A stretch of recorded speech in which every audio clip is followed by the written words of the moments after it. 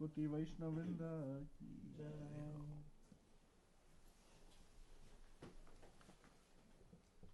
Om Namo Bhagavate Vasudevaya. Om Namo Bhagavate Vasudevaya. Om Namo Bhagavate Vasudevaya. Om Namo Bhagavate Vasudevaya. Om Namo Bhagavate Vasudevaya.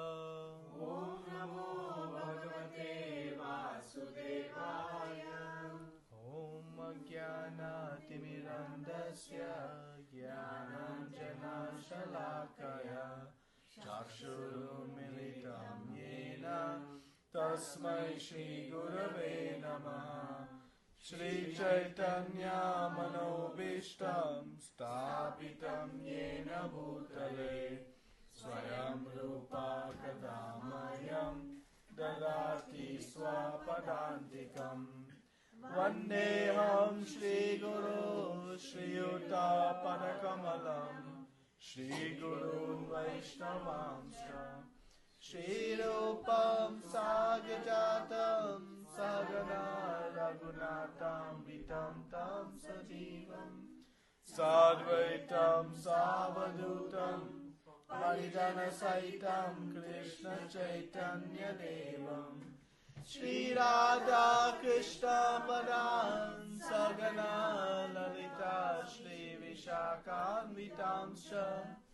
Hey Krishna Karuna Sindhu Dīnabandho Jagatpate Gopesha Gopika Kanta Radha Kanta Namostate Tapta Kanchana Gaurangi Radhe Vrindavaneshwari Vrishabhanu Sute Devi Pranami Hari Priye Vanchakalpa Tarubhascha Kripa Sindhubhaivacha Patitanam Pavanebhyo Vaishnavebhyo Namo Namah. Namo Vishnu Padaya Krishna Prasthaya Bhutale Srimate Bhakti Vedanta Swami Niti Namine.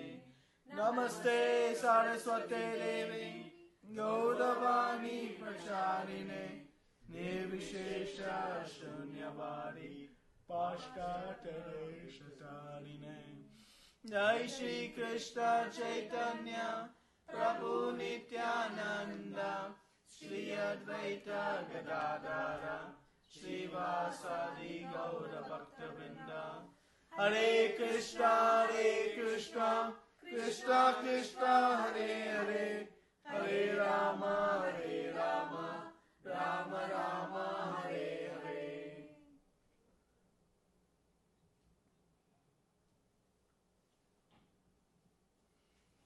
Hare Krishna.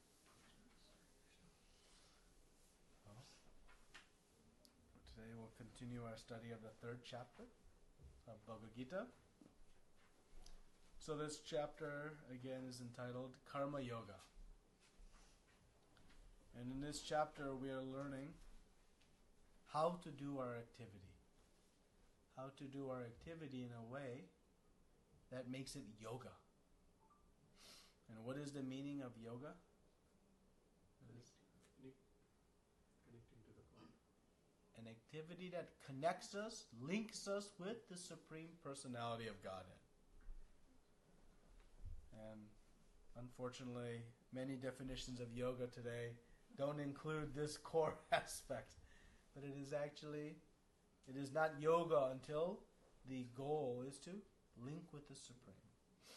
So just doing some body exercises and some twisting and turning and breathing and different things is only part of a yoga process if the ultimate goal is linking with the Supreme. So Krishna is showing us in this chapter how to do our activities in a way that makes us move forward towards obtaining perfection of life. So Arjuna asked in the beginning of this chapter, shall I be inactive?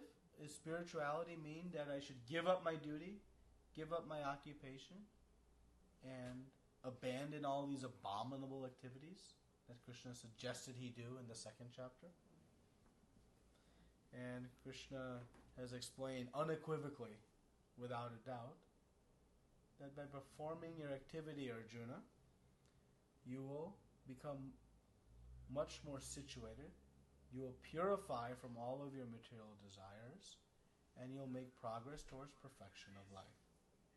So, last week we discussed this very important verse. And what was the conclusion of last week's verse? The 27th verse, and how we should do our activity? We are not the doer. We are not the doer. We are not the material body. We are not the body. And thus, what should we do? How should we do our activity? If we are not the doer, what is the point of Krishna telling us we are not the doer? Is he just trying to make us feel bad? What is the hardest thing for us to do when we perform our activity? Detach with the action. Fruitive action. Detach from the result. Detaching from the result is not so easy. So Krishna told us last time, the spirit soul bewildered by the influence of the false ego, this ahankara. It leads one to think, I am the doer. I am the enjoyer. I am the proprietor.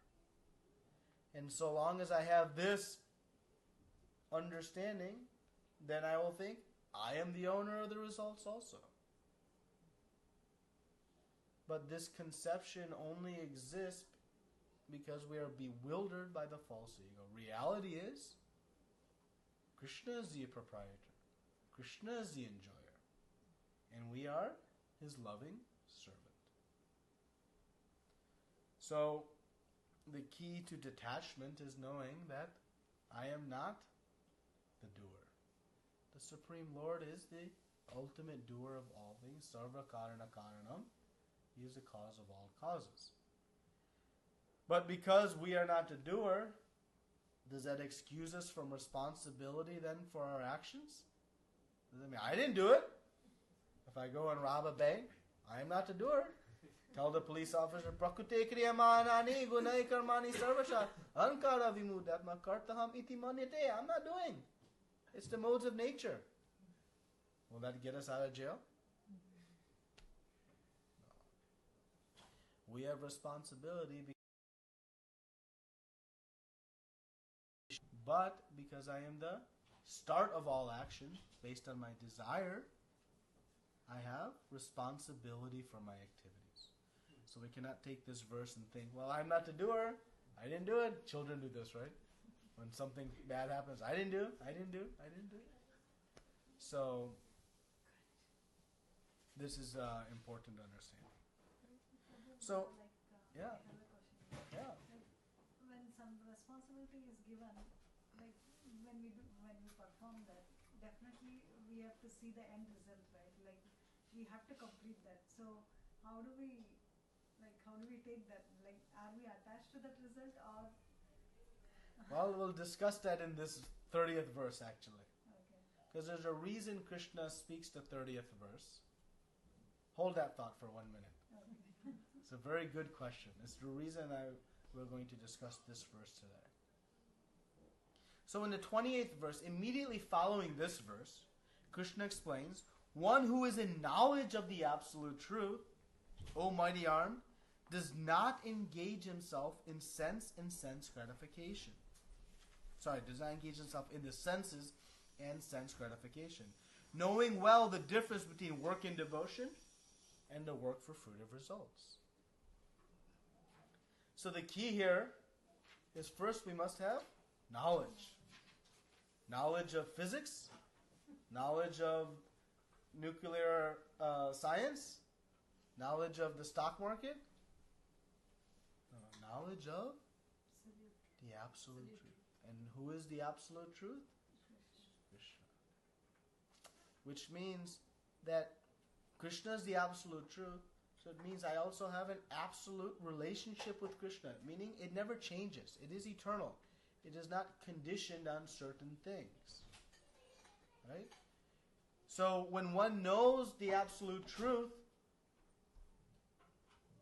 that means one knows who is Krishna, who am I, and what is my relationship. So if I know who is Krishna, and I know who am I, and I'm in a relationship, then I know how to perform my activity. I am spirit soul. My spirit soul is part and parcel of Krishna. My role as part is to serve the whole. My soul has an intrinsic nature to serve. No one in society you'll find that is not serving someone. We all have this nature to serve. So the question is not whether to serve or not. It is a question of whom to serve.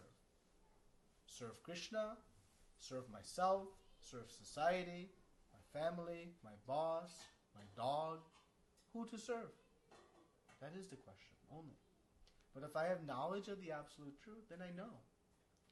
And I know the difference between work in devotion and work for fruitive results. Work for fruitive results. If I remain attached to the fruits, that means I will receive the reactions for all of my activities. Whatever activity I do, I have to take the reaction, the karmic reaction. And if I have to take the karmic reaction, it means I have to take another body to receive it. Because if I continue doing activities through all my life, some of those activities will create reactions in the future life. And every reaction must be taken. But I cannot give it to somebody else. It is mine. So, if I perform activities with fruitive results, it means I'll come back. And as soon as the body comes, birth comes, what else comes with it? Disease, old age, and death. And adhyātmika, adhibhautika, adhidevika. All these miseries are forced whenever you assume a material body. Whether it's a beautiful material body, a less beautiful material body, whatever form it is, it's there. So one who knows that that kind of work leads to the cycle of birth, death, old age, disease. And it's a never-ending cycle. I work, create reactions, and at the end, I have to come back and take those reactions. And throughout that whole next life, I work, create more reactions, and at the end, I have to come back and take those reactions, and that cycle continues.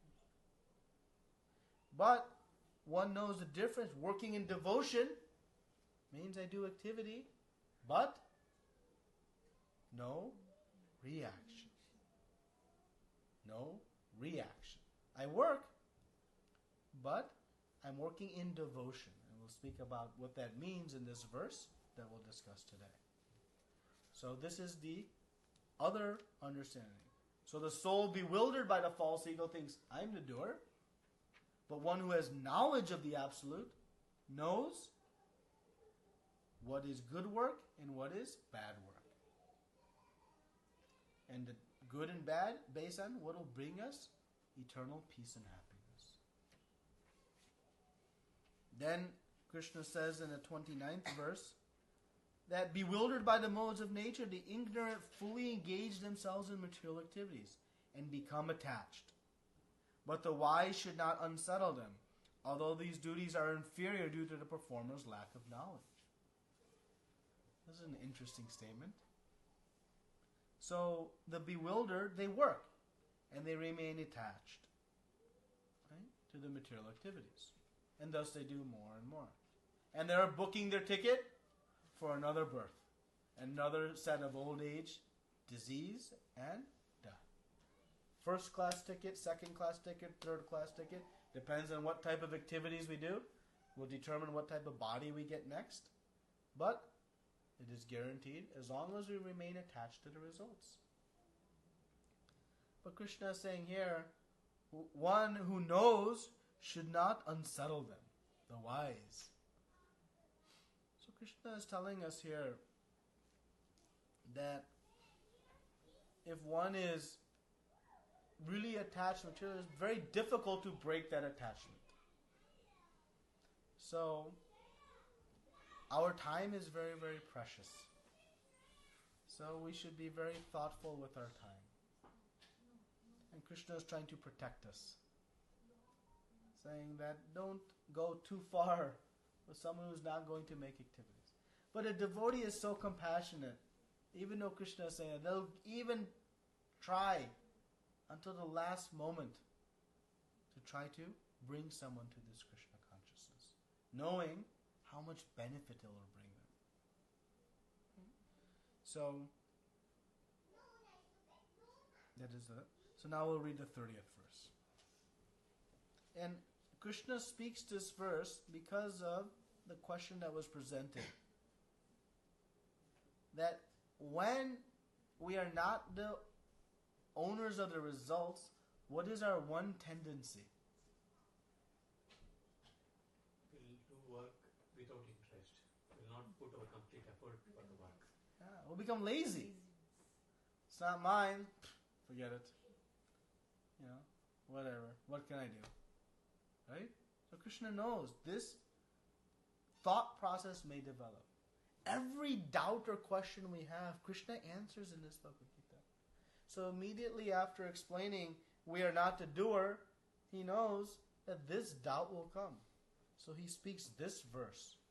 So let's see what he says. Someone wants to read the verse? 30th. Third chapter, 30th verse. mayi sarvāṇi karmāṇi sannyasyādhyātma-cetasā nirmamo bhūtvā yudhyasva vigata-jvara. Therefore, O Arjuna, surrendering all your works unto me, with full knowledge of me, without desires for profit, with no claims to proprietorship, and free from them, lethargy, fight. Purport. This verse clearly indicates the purpose of the Bhagavad-gītā. The Lord instructs that one has to become fully Krishna conscious to discharge duties as if in military discipline, such as injunction may make things a little difficult. Nevertheless, duties must be carried out with dependence on Krishna, because that is the constitutional position of the living entity. The living entity cannot be happy independent of the cooperation of Supreme Lord, because the eternal constitutional position of the living entity is to become subordinate to the desires of the Lord. Arjuna was therefore ordered by Śrī Kṛṣṇa to fight as if the Lord were his military commander. One has to sacrifice everything for the good will of the Supreme Lord, and at the same time discharge prescribed duties without claiming proprietorship. Arjuna did not have to consider the order of the Lord.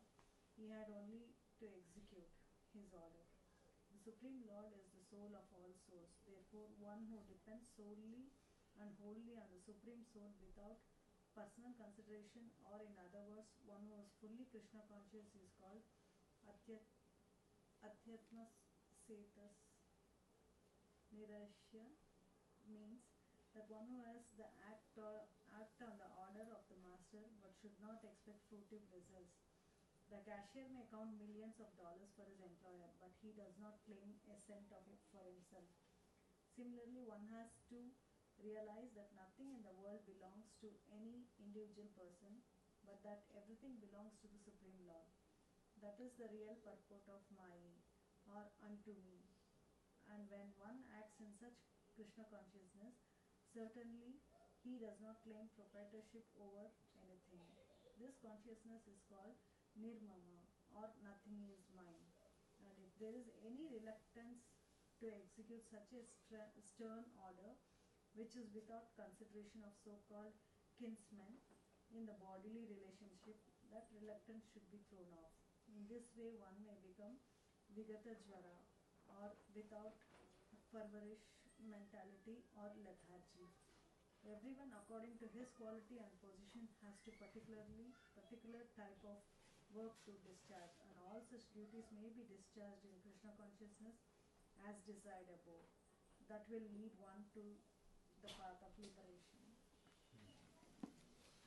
So Krishna says, therefore, O Arjuna, surrendering all works unto me, with full knowledge of me, without desires for profit, with no claims to proprietorship, and free from lethargy, fight. So, what is the meaning of lethargy? Laziness, not giving full effort. Right? We say when someone is lethargic, they're very just going. Prabhupada says feverish mentality. When we have a fever, we're just kind of laying there. We're just there, not really doing. No enthusiasm. Our enthusiasm is curbed. Right? So this consciousness develops if we have incomplete knowledge. So if I only know I am spirit and I am not matter, that is a level of transcendental knowledge. But that knowledge alone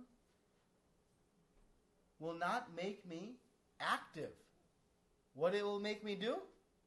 If all I have understood is I am not matter, I am spirit soul, then what will I do?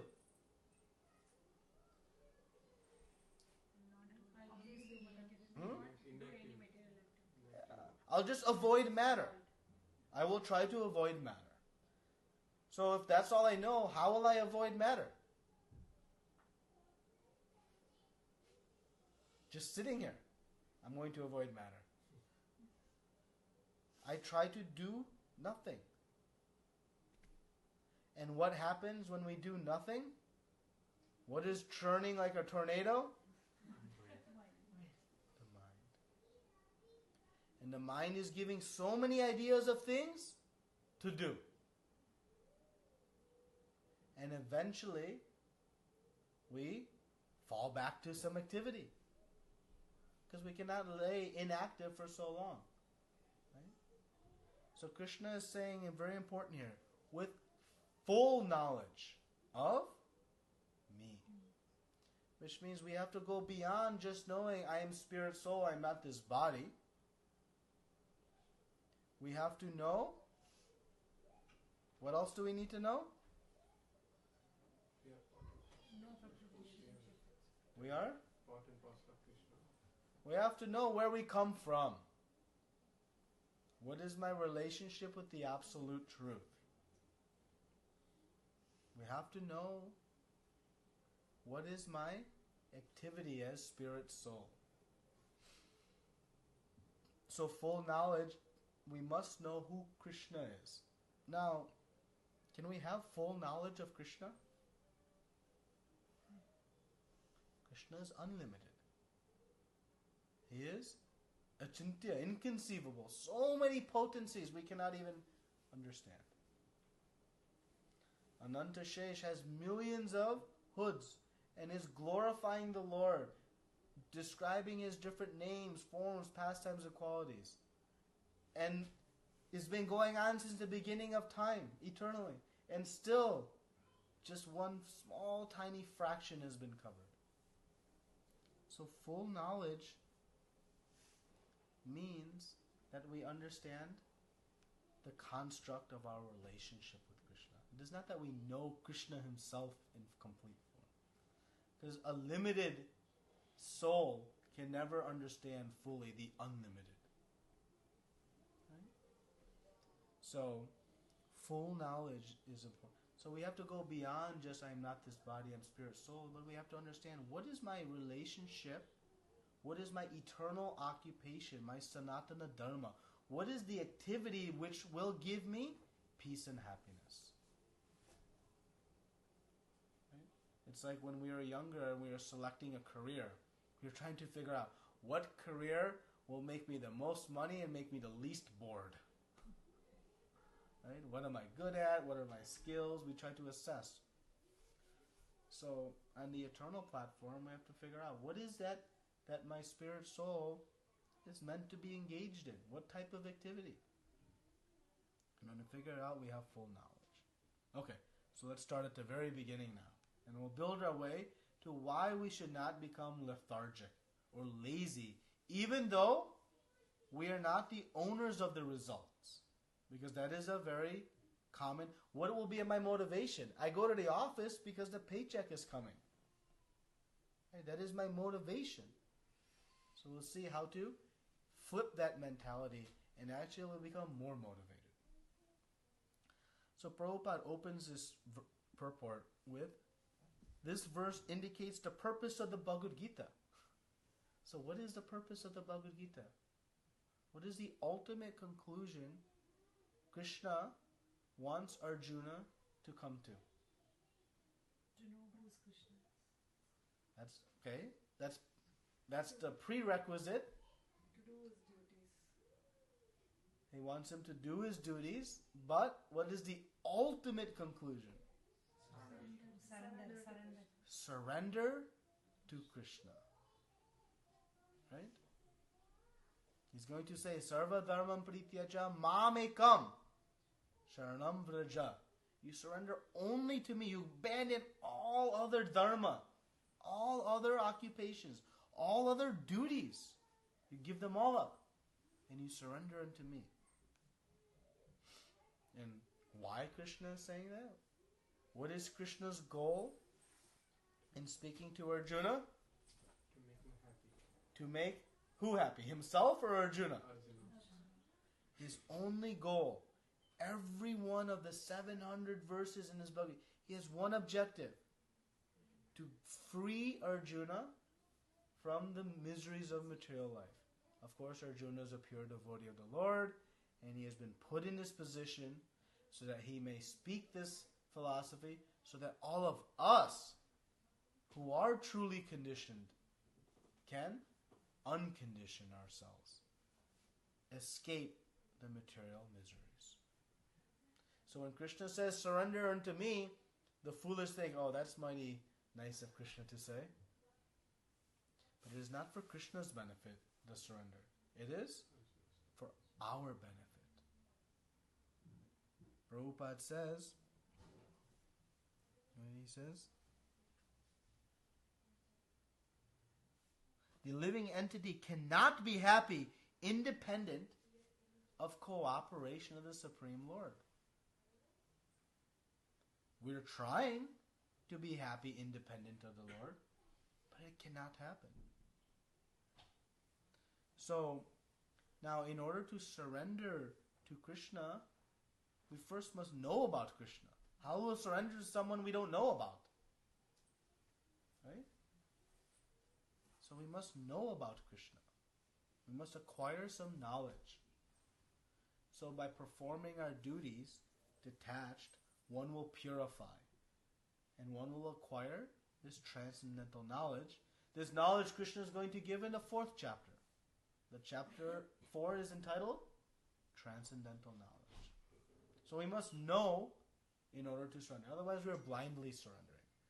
So Krishna's indirectly, but importantly explaining here, we must go beyond just I am spirit, I am not this body, but we must know I am part and parcel of the Supreme Lord. And because I am part and parcel of the Supreme Lord, I have a fundamental duty. The nature of my soul is to serve. Serve the whole. As soon as I return the spirit soul into its constitutional position, one finds happiness. But if you do not, you'll never find it. It's like the fish out of water. The fish, you bring it to the beautiful beach. Nice chair, give it nice fanning, beautiful jewels, tasty drinks, nice music to hear. Whatever you do, it'll be flickering, twitching. Why? Because it's out of its natural environment. What is the natural environment of the fish? Being a water. As soon as you return the fish to water, it finds its peace again. So what is the natural environment of our soul? It is to be in transcendental relationship with Krishna, which is a relationship of servant-master. That is an eternal, absolute truth. It doesn't change. So, if I am working outside of this truth, thinking I can be independent, what happiness I can find? The same kind of happiness that a fish can find out of water. No matter how much intelligence and effort you put, nothing will work. Nothing will work. So Krishna is saying, surrender all your works to me, knowing me to be the master and you to be the servant. Now, as soon as we hear this, what is our immediate reaction? We're in bliss? Ready to go? Sign me up? We fear. Oh, if I have to become servant, I have to labor, sweating hard. Because we relate to our servant relationships in the material world. Service, mostly in the material world, is one of exploitation. The master exploits the servant. But as everything in the material world is a perverted reflection of the spiritual world, this service relationship exists in its pure form in the spiritual world. And that pure form of service with master is one of love. And we have some experiences of that. If we want to if we want to show our love to our parents, our elders, we render some service to them. That service is an expression of love. We don't fear exploitation. We don't fear being taken advantage of. And actually it provides a nice, soothing reciprocation in the heart. So we have some glimpses of it. But pure service exists in the spiritual world. So, now, Prabhupada, towards the end of the purport, is making a very important point of why we should surrender the fruits of our work. So we learned we are not the doer previously. And what point Prabhupada is making here in the purport about why we should not attach to the fruits. Everyone, according to his quality and position, has a particular type of work to discharge. Okay. And all such duties may be discharged in Krishna consciousness as desired above, which will lead to the path of liberation. Okay, so that's the path that we want to go on, right? But why should I detach from the fruits? Because nothing is ours. Because nothing is ours. The cashier in the store. Prabhupada gives so many awesome analogies, metaphors. The cashier in the store, as they are a big sale day coming, all this money is coming in. Do they think, I'm rich? No. They know. Who is the owner of that money coming in? This is the store owner, the proprietor. They're simply doing their duty. Right? So, the consciousness here is that whatever we're creating in this world, whatever results are coming, who is the real proprietor? It's Krishna. He has provisioned all the facilities. He has provisioned all the arrangements so that we can even take one step in this world. So if I'm going to spend my weeks and months and years manufacturing something and acquiring something, who is providing all the resources to be able to do that? It's Krishna. Who is providing the intelligence? It's Krishna. The different energies needed to create anything. It's Krishna. All the raw materials required, Krishna. So then who is the proprietor? It's Krishna. So as soon as we recognize this, then things become very logical.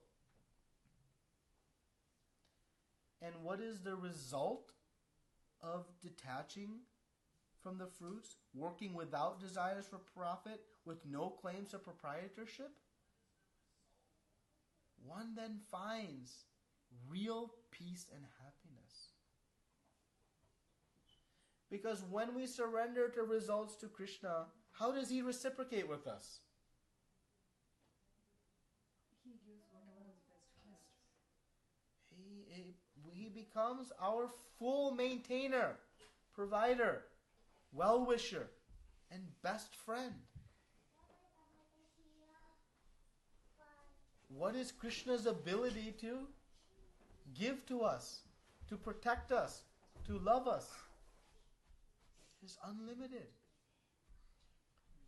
Remember, Krishna will never have limited resources. The boss, when we do work in the office, reciprocates with us in limited ways, because whatever he doesn't give us in terms of paycheck, he or she gets to keep themselves. We call it a zero-sum game, right? If in the company makes $100, if I only have to give 10 to the employee, then I get to keep 90 as the boss. Happy. So this tension always exists between master and servant. But in our master-servant relationship with Krishna, He's unlimited. So regardless of what He gives, He is never diminished. He's always complete. So Krishna, when one surrenders with this knowledge, in love, not in force, but in love, Krishna reciprocates in ways we cannot even comprehend. Way beyond what we're even able to understand, what to ask for. Krishna reciprocates. But it takes some faith. So this is the only means of perfection, is surrendering everything to Krishna. And when one surrenders everything to Krishna in love, you know what they get? They actually purchase Krishna. The love one develops when one is truly, purely surrendered to Krishna is so intense, so strong. Rupa Goswami explains in the Bhakti Rasamrita Sindhu that Śrī Kṛṣṇa means one is able to actually bring Krishna under their own control. That's how much Krishna gives back. How much He's giving to His dear, pure devotee. Who is master, who is servant in this picture? Master is always Krishna. Servant is always Arjuna. But Krishna, reciprocating with the love of His devotee, takes that position. This is the potency of pure love that comes when we surrender. Unfortunately, because it's counterintuitive or different than our material understanding, it's difficult to come to. But if one begins to work in a detached manner, renouncing the fruits of the results, slowly we will purify. And all of these misconceptions in our heart, these anarthas, will slowly, and this pure consciousness will manifest. Right? So now, in the beginning of this purport, Prabhupada talks about how what one's mood should be. What is the mood of surrender? Let me ask the question differently. Why should Arjuna fight the war? Those of you who have asked me that question, heard me ask, we can hold that. Why should Arjuna fight the war? Because it's his duty? Krishna said. That's it. That's the only ultimate reason. Because Krishna said it. Nothing else is required. No, okay Krishna, but why? Krishna, are you sure? Have you thought about this angle? Bhishma Pita is there. Are you sure? I'll get sick. No. Surrender is, Krishna said it, I'll do it. No questions asked. And with great faith. Great faith that Krishna, Suradam Sarva Bhutanam, He is my ultimate well-wisher. He would never give me an instruction that will not lead to my perfection. He'll never make a mistake and not see all angles of analysis before giving instruction. He'll never not know what my ability is to even perform that instruction. He is perfect. He is perfect in our love for us. He is perfect in His ability to decide what is best for us. So, with faith, a devotee surrenders. Krishna said it. It must be best. Mind will give 17 reasons why it's not best. But following the heart, saying, no, Krishna is my best friend. He'll never give me bad influence. Do it. When mother serves a dish of food to child, does child ask, was this cooked fully? It didn't drop on the floor, no contaminants are there?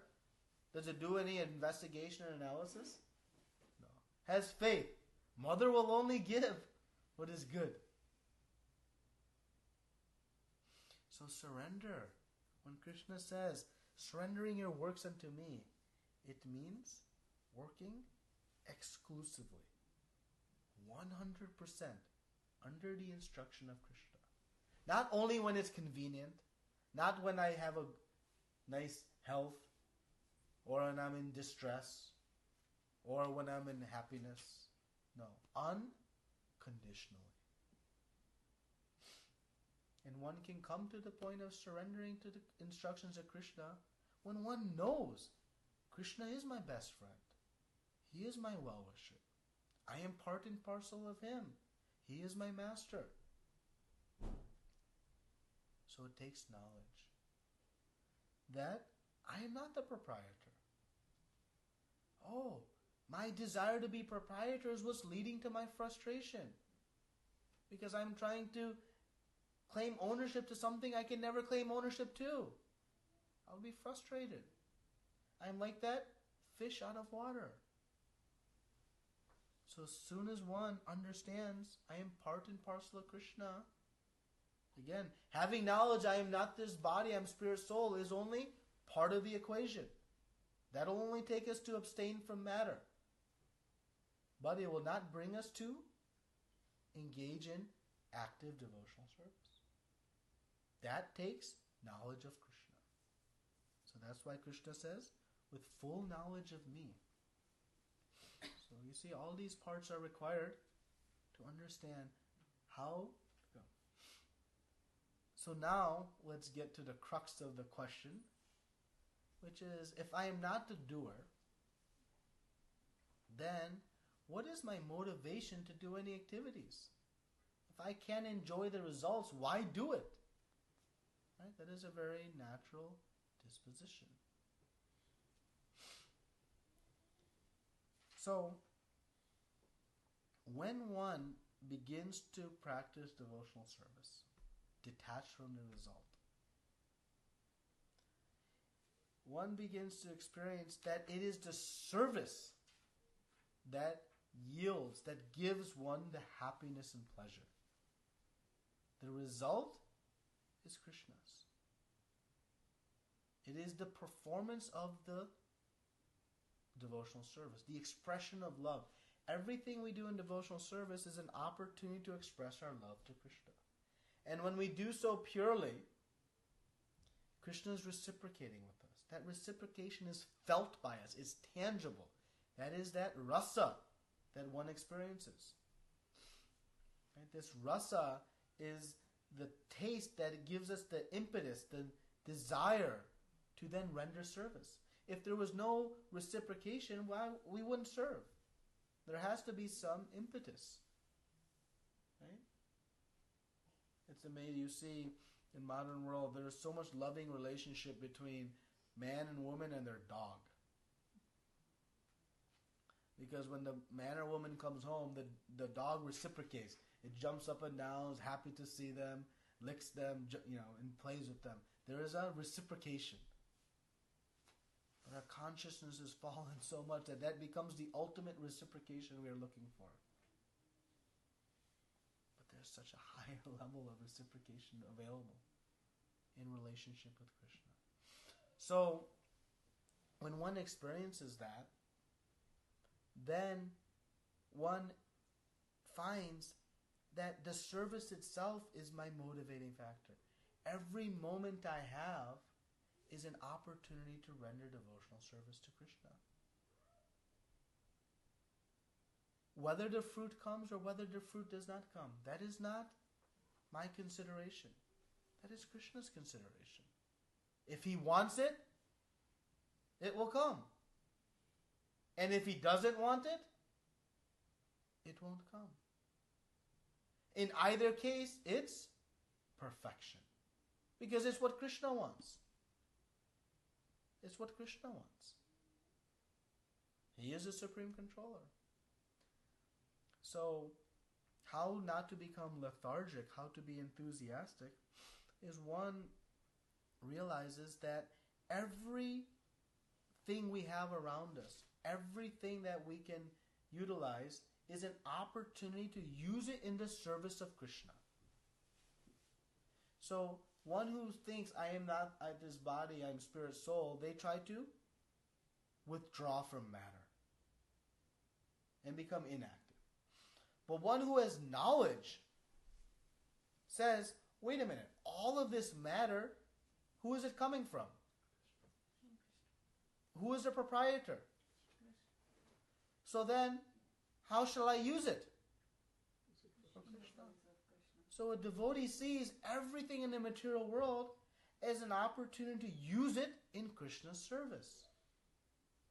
And because they're propelled by this desire to please and serve Krishna, they'll try to use everything possible at their fullest extent, working to try to please Krishna. And thus one is never lethargic. One will endeavor to the ends of the universe to please the Lord. Mother Yashoda was willing to go to the end of the universe to find more rope to bind her beloved Krishna. We see great acharyas, great devotees, great personalities, fully surrendered to the material world, yet fully engaged, working so intelligently. Not even a second is wasted, because every moment is an opportunity to please the Supreme Personality of Godhead. If that is my consciousness, then I'll never become lazy. Instead, I'll think how I can use my time more wisely. Because Krishna has given me some intelligence. He has given me some facilities, some abilities. Let me utilize that to my best of ability to please Krishna. Just because I am not the enjoyer, the proprietor, doesn't mean I won't endeavor. Once I have knowledge of Krishna.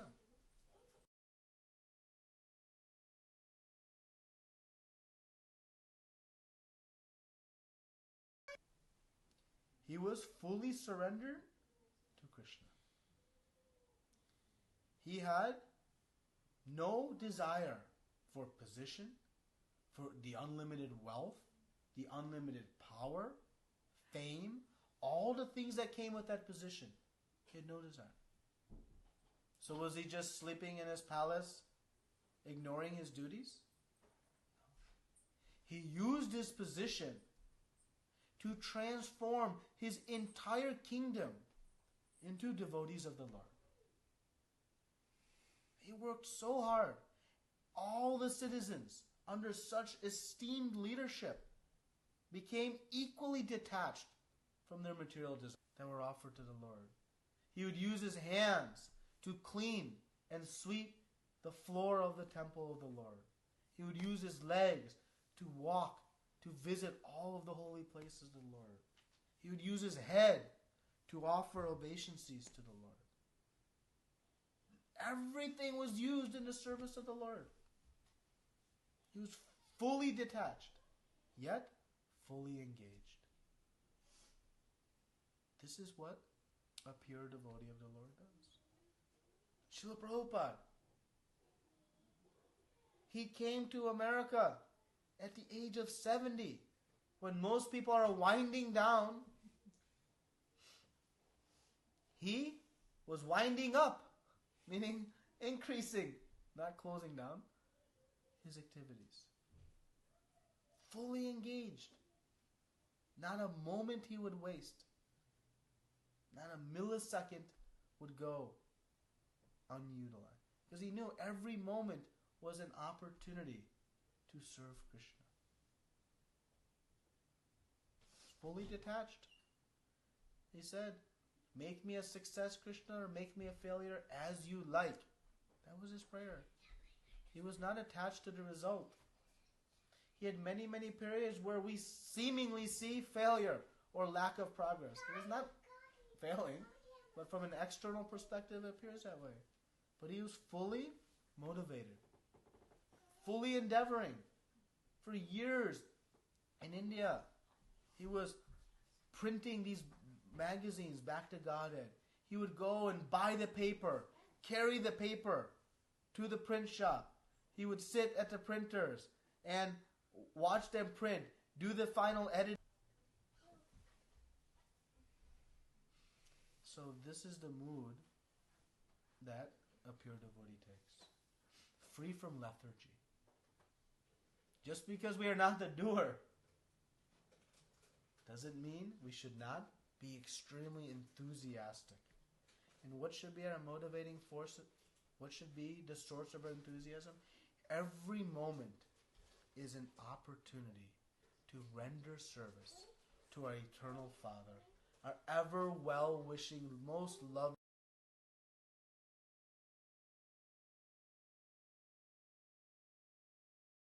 I'll start today. So there's other thing like say for example, if we are working, if we have targets, like okay, we may not expect the fruit of it, but definitely the person who assigns us the target will be expecting the results out of that. So naturally we are forced to work towards that. Yeah. And while we work, like yes, we have to follow that target and we have to work towards that goal. Then how is that taken? Like Yeah, so in the workplace, the boss may set quotas, objectives, goals that we're expected to meet. So yeah, we work towards those goals, objectives, and quotas. But we remember, our job is to put forth the best effort possible. And then whatever Krishna decides is best will happen. We cannot sit idle and think, oh, Krishna will decide if the goal is met or not. I'll just hang out in the office and play games. No, we have to do our part. And then we rely on Krishna's desire. So, yeah, we have to work towards goals, but they aren't our goals. And the goals given to us to perform in a job that we're currently in. So we have to be practical, but we remember, who's going to ultimately determine whether those goals are met or not? Our job is to put forth 110% effort to the absolute best of our ability. And then we rely on Krishna. And actually, that is the key to freedom from stress in the workplace. If you want to talk about the number one cause of stress in the workplace, it's worrying, anxiety about things that we can't control. Just focus on what you can control. You do your best.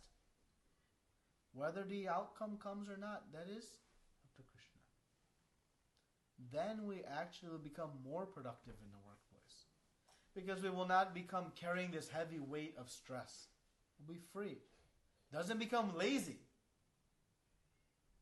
Free doesn't mean lazy. Free means I'm going to do my absolute best I can. With a clear mind, free of stress, what is the quality of our work product? It's very good. Very much more consistent. Right? So actually detaching from the result will make us more successful in the office. It'll make us more successful. Again, but we have to have full knowledge. If we have partial knowledge, oh, I'm not the doer, okay, I give up. That's not. You have to understand. Yeah, but like in Bhagavad-gītā, for Arjuna, Krishna was there. Like he guided him. Like now for us, how do we go? Like if something. It's as if I planted these questions in her. Thank you. So Arjuna had the benefit of Krishna. Yeah. So what about us? Krishna's not on my speed dial. I'm not friends with him on Facebook. How do I? The exact same opportunity Arjuna had, we have also. Because Krishna is non-different from his books, from his words, from his names. What does that mean, non-different? It means it's non-different. If Krishna is physically right in front of us speaking, there is no difference than us reading Krishna's words. There's no difference. Zero. But we perceive differences based on our lack of faith. There is no difference between Krishna and the deity form of Krishna. Yet, we perceive a difference. I can't wait to see Krishna. Well, you can see Krishna every day. Okay, so we have the same opportunity. And Krishna's message, his words, are being delivered to us by very special postmen. Who is? Guru. Guru is bringing directly from Krishna the message of this. So Arjuna had Guru, and we also may have Guru if our heart desires. And that's why Krishna says, Ivam param para praptam imam rajasa viduhu sakala neha mahata yoga nashta parantapa. All this knowledge I've passed down through parampara, so that everyone will have the same opportunity that Arjuna had, non-different. And thus he'll say later in that 4th chapter, Tadvidi paripatena pariprashnena sevaya upakdekshantyate ganam jnananas tattva darshinaha. One must approach a spiritual master and inquire from him and render service submissively. Pariprashnena sevaya. And they will impart the truth upon you because jnanava tattva darshinaha. They've had darshan, they've seen the truth. So they'll share it with us as well. So that is how we'll have the exact same opportunity. Non-different. Any perception of difference is still our developing faith. It's okay? Nice questions. Any other questions? Prabhu, I have. So, I was just thinking, Arjuna is a pure devotee of Krishna, but why it took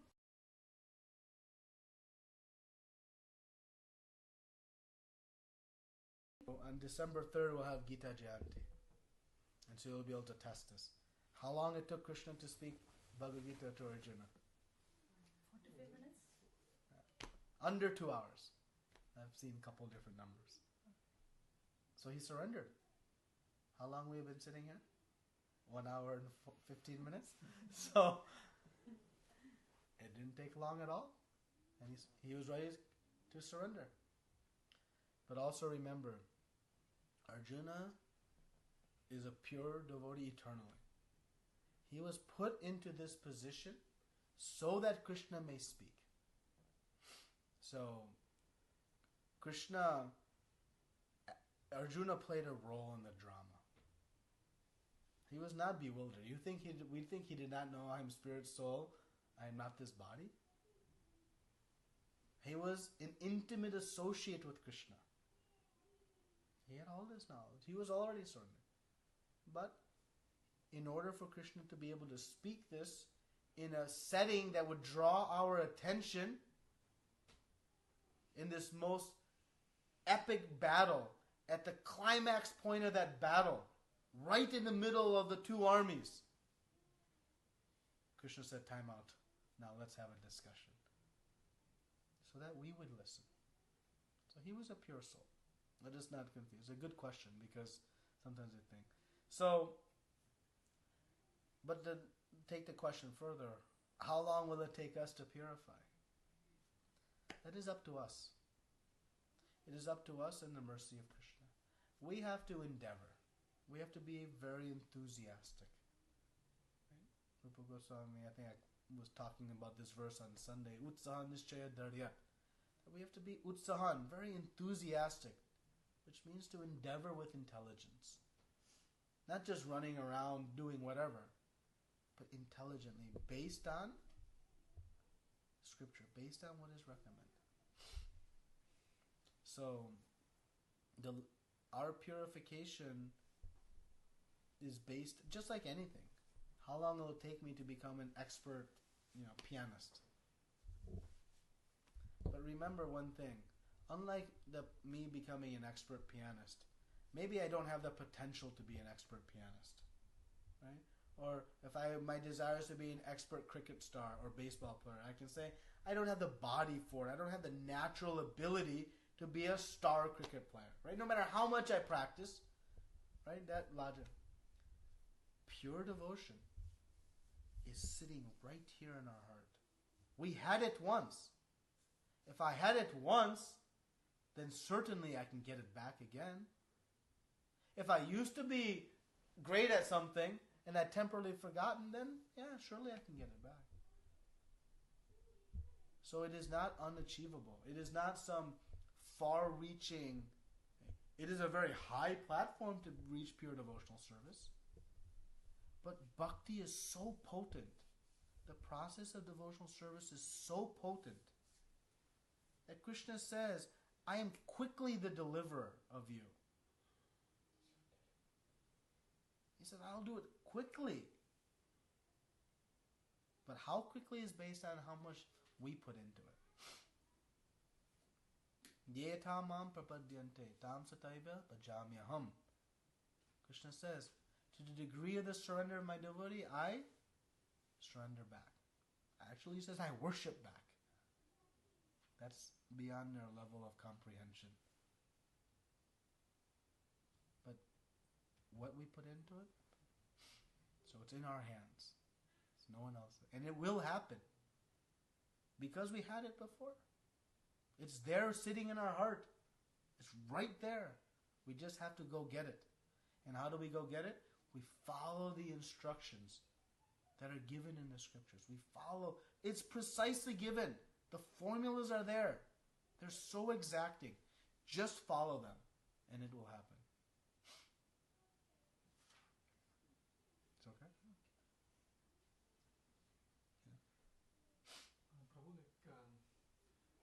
Prabhu, is the soul is inactive until an individual is getting into bhakti consciousness or Krishna consciousness? Inactive? No, the soul is always active. It may be active in material affairs, may be pulled into material affairs, it may be pulled into spiritual affairs. But the soul is a passenger on the chariot, sitting behind the senses, the mind, and the intelligence. Yeah. Because the nature of the soul is to be inactive. Whenever we try to be, the nature of the soul is to be active. So if we try to be inactive, it's a temporary suppression. It's like a spring. If you push a spring down, it's compressed. But that's not the nature of the spring to be compressed. As soon as you let go, bam. Similarly, we can try to compress the activities of the soul and become inactive. But it's just waiting to... Here is Question? a question, Prabhuji. from Sachin Mittal. How do deal with the working environment which is production based? The more you do, more you make. How to dovetail that work for Krishna without getting attached to the fruit, if one say? Very nice question. Thank you. So how to work enthusiastically with maybe desires for additional profit, but then not become attached. So the motivation for our great work in the office should be, that if more results come, the more opportunity I have to serve Krishna. If a bigger paycheck comes, then I can buy more books and distribute them on the street. If more paycheck comes, I can help build another temple. If more paycheck comes, I can help invite devotees into my home and feed them prasadam. So, the motivation for the additional paycheck is for service of Krishna. But we have to be careful that we should not become so obsessed that we should depend on Krishna to manifest it or not. If it doesn't come, okay, Krishna must have some other plan. So we should become the best in our jobs. We should become the top positions in companies, no problem. But do so for the right motive. And that right motive is the opportunity to please Krishna with the fruits. Not the opportunity to please my senses. Not that, if I get the promotion, now I'll be the boss, a bigger office, more people underneath me to control. No. If I get the promotion, it's a bigger opportunity to serve the Lord. So our motive should be there, and then we let Krishna manifest. If he wants it, it'll happen. How liberating is that? If he wants to make it happen, it'll happen. And if he does not, no problem. We should remain equipoised, equally happy, whether result comes or not. And if we remain equipoised, then we'll be consistent in our endeavor. Why we go ups and downs in our devotional service? Often, not always, but often is because we're attached to the result. When a result comes, we become enthusiastic. When things start to falter, we become diminished. No, instead, we should just perform our service. Krishna is the doer. He is the controller of the results. Okay. Any more questions? Yes. From Swati Mataji, why does Krishna test us on the path of devotion? It's hard sometimes. Why does Krishna test us on the path? That's a very nice question. So, if you have a gold alloy, what does alloy mean? Metals, two metals. Yeah, mixed, right? So you have gold, but it's mixed with some other impurity, some other lesser value gold. So how you will make the gold pure? You put it in fire. How Krishna will purify our heart? He'll put us into a little fire. So to reach Krishna, they say that he will put us into a lot of testing. So how we cross that and reach him is our ability to it is good for us. That the difficulties, the obstacles in devotional service purify the heart. They purify us of our anarthas. Yes, it's difficult. And the more difficult the test, the more purification and benefit happens. When we face tests in devotional service, just remember, on the other side of that test, having passed it, is so much sweetness because of the purification that occurs. Right? It's just like if I am sick, I cannot taste foodstuffs properly. But as my body purifies of the sickness, the taste slowly comes back. Right? The taste of devotional service is not there yet because of the contaminated state. But as we purify, the taste enhances. So when we encounter an obstacle, a test in devotional service, on the other side of having passed that test is enhanced taste of devotional service. And Krishna tests us to bring us forward, to to help us. And remember, Krishna knows when to test us. But we have to remain determined to pass them. If we see all great devotees, they endure tests. Srila Prabhupada, how many tests he faced? What does our difficulties compare to the difficulties of the Pandavas? What do our difficulties compare to the torment that Queen Kunti had to endure? Mother Draupadi had to endure. Srila Prabhupada had to endure. Nothing. View all tests as Krishna as his greatest blessing. Because when we pass them, we make great progress in devotional service. Any more questions? So, the test, maybe in the devotional service or in the workplace, like either maybe because of the health or some other reason we are not able to achieve the goal, or nowhere, like maybe in the case of Srila Prabhupada, like would have come with so many material, like heart pain or heart attack. Do like such pain or something comes, can we pray to Krishna, like please, help me to get more health to serve you better or something? Yeah, you can pray to Krishna. Krishna says when you're in distress, you can still come to me. But how a pure devotee prays, Krishna, if you desire me to be healthy, great. If you desire me to be unhealthy, equally great. You are my master. You are my military commander. I am fully surrendered to you. Use me as you wish. Make me dance, make me dance, make me dance.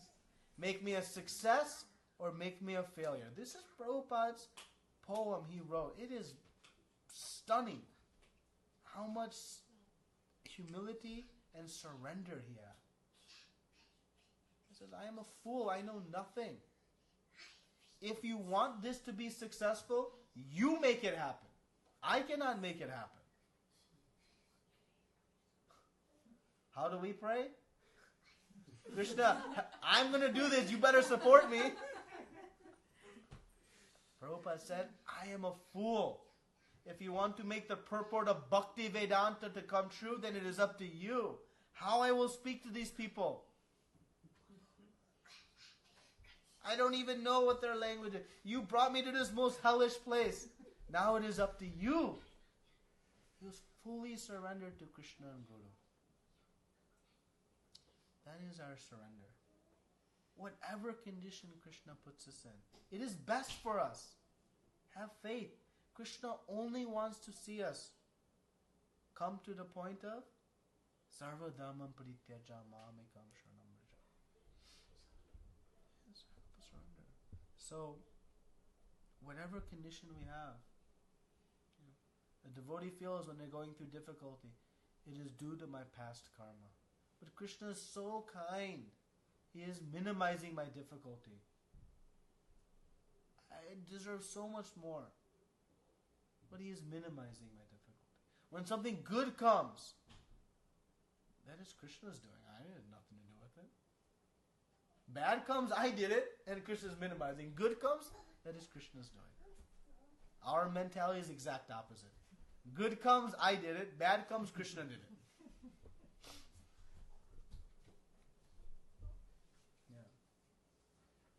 The verse 29 says that the bewildered by the mode of material nature, like whatever we do, it's based on our past karma, and Krishna sanctions the material mode of material nature perform this activity. So, like after we surrender to Krishna, again we depend on the mode of nature or how the action will be performed. No, mamchayo vibacharena bhakti yugena sevata sagunan sabitityatyan brahma bhuya kalpate. He says that you come and become my devotee and you transcend the modes of nature. You get beyond them, get above them. Now the modes of nature are not affecting us. Actually, Krishna will speak this in the next verse, I believe. Yes. What is the result of working in this way? surrendering the fruits to Krishna, no claims of proprietorship without lethargy. In the next verse, Krishna explains, one becomes free from the bondage of fruitive action. Means free from the modes of material nature. Right?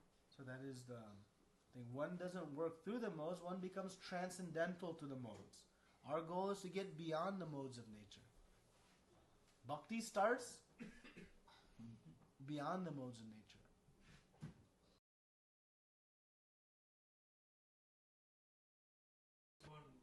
Hare Krishna, that you will get this. I've not experienced from my parents who have told this to me. So, is there, though it's not right to ask, is there, we know that it's best that he's giving it to us. Is it something that is there, okay, if you serve Krishna, is this what you get? You know, is there anything like that? Or no, I'm just trying to understand. Yeah. Krishna can give us the best of what can be gotten. Education's nice, but how long that will last you? 50, 60, 70, 80, 100 years maximum. A nice spouse is nice. Nice children is nice. Wealth is nice. All of that, how long it'll last you? How long it'll last? Some limited. And with that, will you find perfection of life? Peace and happiness? We think we will. But, no. So what is it that Krishna can give? Krishna prema. Love of God. How long that will last you? And what is the result of Krishna prema? Pure bliss and happiness. Intense bliss and happiness. Why you want anything from anyone we are, any devata we pray to? What do we want? We want something that will ultimately give us happiness. But why no one knows that Krishna gives Krishna prema? Because we don't have knowledge. We don't think beyond this material body. Everything that we worship is for the platform of the material body. Forgetting that I am spirit soul. Am I going to work to enhance the car or enhance the driver? Am I going to endeavor to enhance my body or enhance the position of my soul? That is the question. That was kept as a secret. Hmm? Krishna prema was kept as a secret. It was until until Chaitanya Mahaprabhu came and he broke the secret. He was the ultimate rumor mill churner. He told everyone, just chant. That's why he's the Namo Mahavadanaya, the most magnificent, most magnanimous. Because he was giving Krishna prema, which has incalculable value to anyone who would take to the process of chanting the holy names. That's it. But it is a confidential topic. And that is why Krishna will tell us in the 9th chapter. What's the title of the 9th chapter?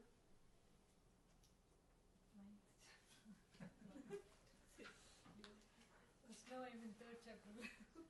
What's the title of the 9th chapter? The most confidential knowledge. The most confidential knowledge. And what Krishna is going to speak in the 9th chapter? About Ananya Bhakti. Pure devotional service.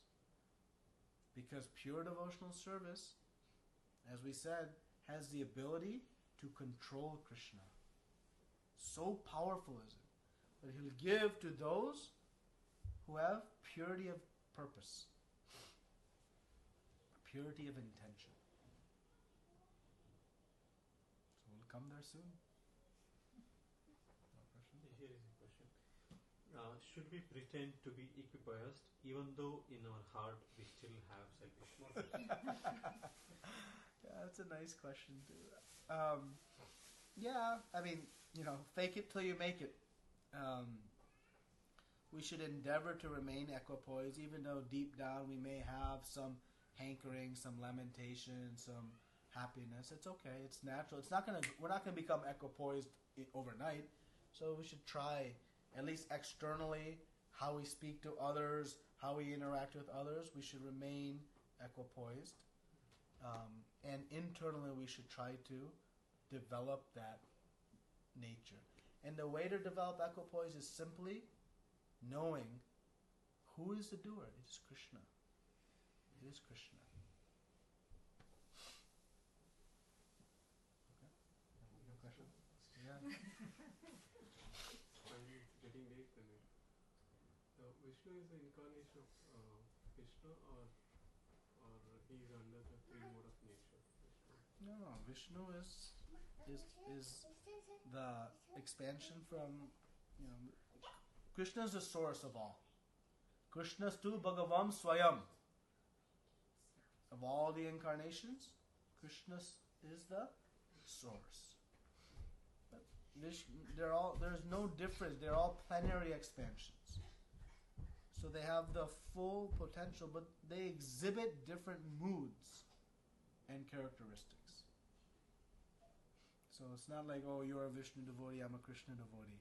No, we are worshipping the same person, but in different moods.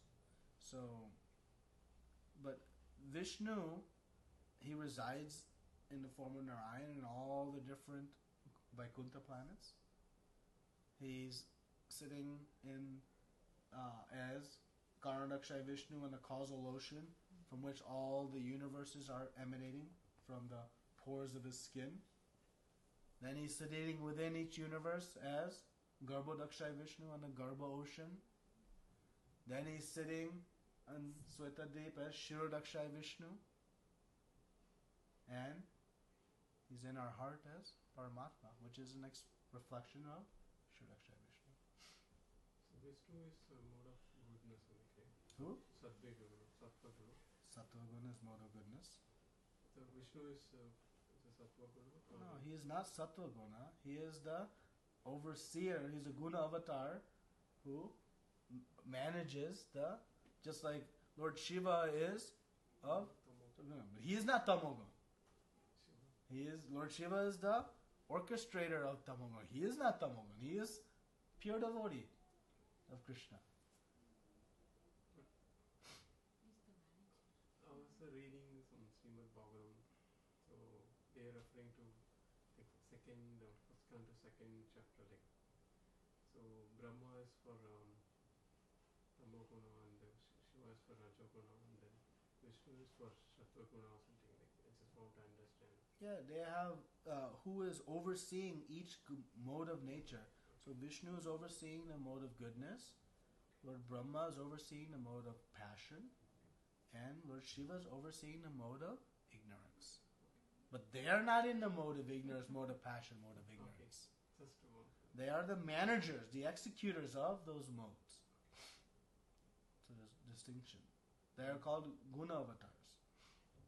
One more question, can I ask? Like how Krishna consciousness person should treat or interact with the demigods, because we should not worship the demigods, but in circumstance like we have to go with the family or friends, we have to like how do we treat? So how should a Krishna conscious person approach the different devatas, the demigods? So this is a good question because we have to make sure we're not on either end of the pendulum. We should understand who they are. The devatas are great servants and devotees of Krishna. So we respect them of highest respect as servants of Krishna. Highest respect. They're very empowered servants of Krishna. To say, oh, I'm a Krishna devotee, that is foolish. How that will please Krishna? How that will please Krishna? If we are dismissive to one of Krishna's great servants, how that will please him? It will not. It absolutely will not. So we should maintain the highest respect. But Krishna says, sarva dharmam parityaja. All dharma abandon and surrender unto me. Because by worshipping Krishna, we are worshipping and respecting all of the different devatas. So we have to maintain highest respect, not just for the devatas, for everyone, all living entities. All of them, we should have the highest respect. Even our enemies. Even our enemies. A Mahabhaga, Uttama Adhikari devotee, he sees no difference between the ant, his enemy, and the pure devotee. He sees part and parcel of Krishna within everyone. But we should have great, great, great respect for all of the devatas. It will not please Krishna in any way if we are dismissive or disrespectful. But our worship is worshipping Krishna. And when we go to the temple of the devatas, we go and we appreciate their service to Krishna. We have family traditions, we can go. And we offer obeisances, pranams. We say, I'm not bowing down. That is foolish. No, we should offer a pranam. But offer our pranams as respecting and appreciating their service to Krishna. It's okay? Thank you. Anything else? Okay. So, Jan, thank you very much. Srila Prabhupada ki Jai. Ananta Koti Vaishnava Vrinda ki Jai.